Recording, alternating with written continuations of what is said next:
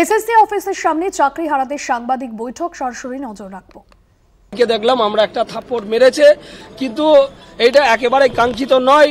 তারাও একসময় আমাদের সহকর্মী ছিলেন। এটা আমি বলবো যে এই ঘটনার তীব্র নিন্দা করি এবং সেই সঙ্গে পুলিশের ভূমিকাটাকেও আমরা আমাদের যোগ্য শিক্ষক শিক্ষক অধিকার মঞ্চের পক্ষ থেকে আমরা নিন্দা জানাই, ধিক্কার জানাই। বাকি আন্দোলন যে আপনারা প্রত্যাহার করলেন, ফার্দার কি করবেন? আপনারা আপনার স্কুলে ফেরত যাচ্ছেন, আন্দোলন কি শেষ? না, দেখুন, আন্দোলন এক্ষুনি শেষ হচ্ছে না, আন্দোলন চলছেই। তো যেহেতু কোর্ট আমাদেরকে একটা রিলিফ দিয়েছে, এই কারণেই রিলিফ দিয়েছে যে আমরা স্কুলটা চালাবো, স্কুলগুলো চলছে না। তো সেখান থেকে আমাদের মনে হচ্ছে কোথাও না কোথাও স্কুলটাকেও দেখা উচিত। যেহেতু আমরা শিক্ষক শিক্ষিকা, আমাদের কিন্তু কোথাও না কোথাও একটা রেসপন্সিবিলিটি থাকে আমাদের স্কুলের প্রতি এবং স্টুডেন্টদের প্রতি। তো তাদের কথা মাথায় রেখে আমরা যে 2-3 দিন বাকি আছে, আমরা এই 2-3 দিন স্কুল করব এবং আগামী যে ছুটি আছে, ছুটিতে কিন্তু আমরা আমাদের ধর্ণা আন্দোলন কর্মসূচি চালিয়ে যাব। হ্যাঁ, অবশ্যই আমরা রাস্তাতেই থাকবো। আমরা এখানে না হোক, সে যে কোনো জায়গায়। তবে এই মুহূর্তে আমরা এসএসসিতে করছি না, কারণ এসএসসিরও কিছু কাজ আছে। লিগ্যাল দিকটা এক্ষুনি হয়তো রিভিউ পিটিশনের কাজ স্টার্ট হবে, সেক্ষেত্রে হয়তো চেয়ারম্যানকে দপ্তরে ঢুকতে হবে, ওনারা অনেক কাজ করতে হবে চেয়ারম্যানকে এসএসসিতে ঢুকে। তো উনি যাতে বাধাপ্রাপ্ত না হন, ওনার কাজে যাতে কোনো বাধাপ্রাপ্ত না হয়, সেদিকটা আমরা খেয়াল রেখে আপাতত প্রত্যাহার করছি।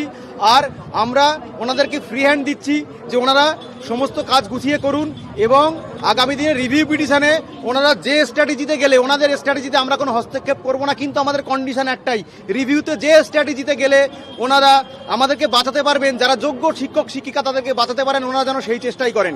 তা না হলে কিন্তু পরিস্থিতি আরও ভয়ানক হবে এবং আমরা কিন্তু ছেড়ে কথা বলবো না। আমরা কিন্তু আপাতত ওনাদের ওপরে কিছুটা হলেও আস্থা রাখছি যে ওনারা রিভিউতে সেইভাবে মুভ করবেন, এটুকু ভরসা ওনাদের উপরে রেখে। 2 দিনের সময়সীমা এই কারণে দিলাম, কারণ দেখুন, আমার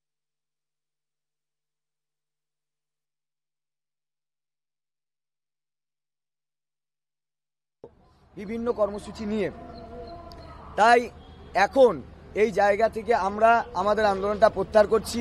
এবং আপনারা জানেন যে আমাদের সুপ্রিম কোর্টে একটা রিভিউ পিটিশনের ব্যাপার আছে। তাই রিভিউ পিটিশন করতে গেলে যে ওয়াকালাতনামা সাইন বা এই ধরনের কিছু আইনি কার্যকলাপ আমাদের আগে থেকে করে নিতে হয়। আমাদের লয়াররা সেই সিগন্যালটা আমাদের দিয়েছে যে আপনারা কাজটা করুন।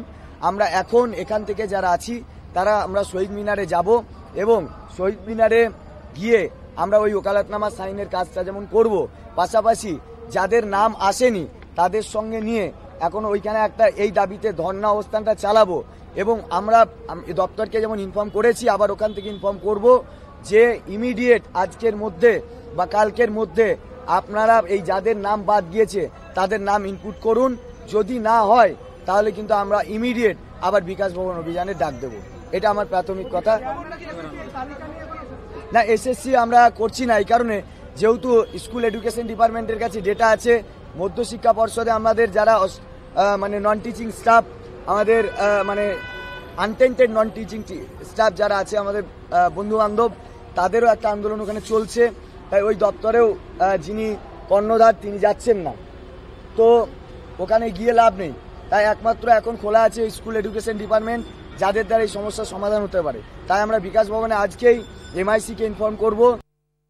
মিনিস্ট্রি লেভেল থেকে এটার সমস্যার সমাধান না হয় তাহলে আমরা বিকাশ ভবন অভিযানে ডাক দেব।